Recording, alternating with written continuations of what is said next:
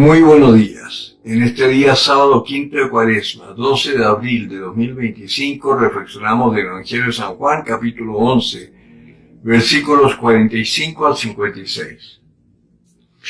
En aquel tiempo muchos de los judíos que habían venido a casa de María, viendo lo que había hecho, creyeron en él. Pero algunos de ellos fueron donde los fariseos y les contaron lo que había hecho Jesús. Entonces los sumos sacerdotes y los fariseos convocaron consejo y decían: ¿qué hacemos?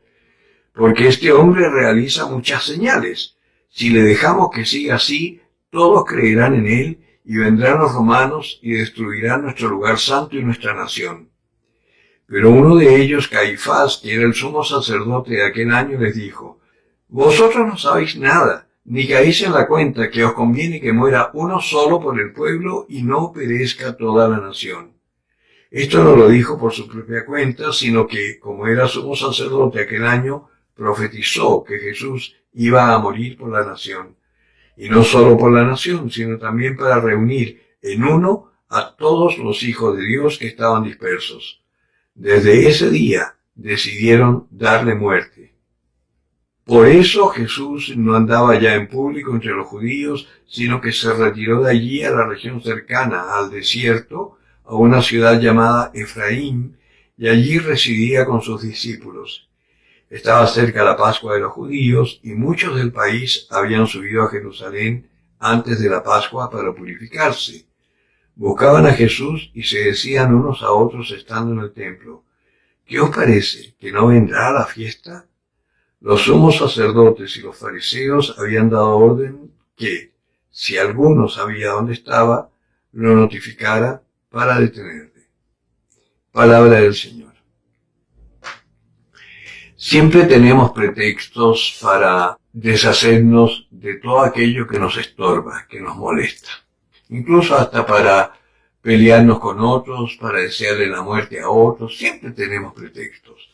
En este caso, los judíos realmente lo que temían era que este hombre, que no tenía apariencia ni presencia, como diría Isaías, estaba haciendo muchas señales, muchos signos que ellos no podían hacer, porque no tenían fe.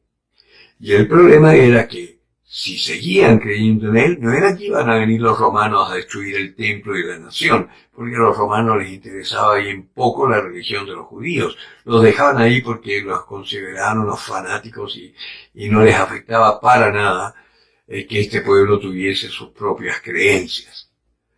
No, lo que iba a suceder es que los judíos que creyeran en Jesucristo iban a dejar de creer en sus reglas, en sus normas, e iban a ser libres.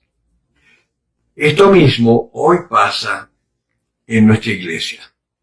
Las nuevas realidades del Concilio Vaticano II no son aceptadas porque vienen a destruir lo que ya tienen montado, pero no nos damos cuenta, o no, más bien, no se dan cuenta, ni quieren aceptar que todo ese encatrado que tienen armado en la iglesia en cuanto a pastorales y forma de vivir en la parroquia ya no sirve. Cada vez es menos gente que va. Si somos realistas y hacemos un análisis de la asistencia de los activos en la parroquia, no son más de 10, 12 personas. El resto es gente que va a misa los domingos, pero de ahí no pasa.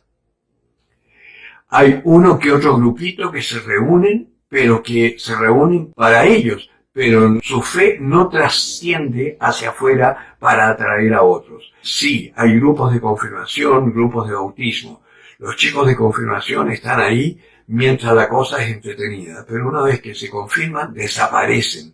Cariñosamente, lo he dicho otras veces, lo llamo el sacramento de la despedida, porque después, si acaso aparecen para traer al hijito que le hicieron a la novia para bautizarlo. Antes era un poco así, ahora ni eso, ya no aparecen más.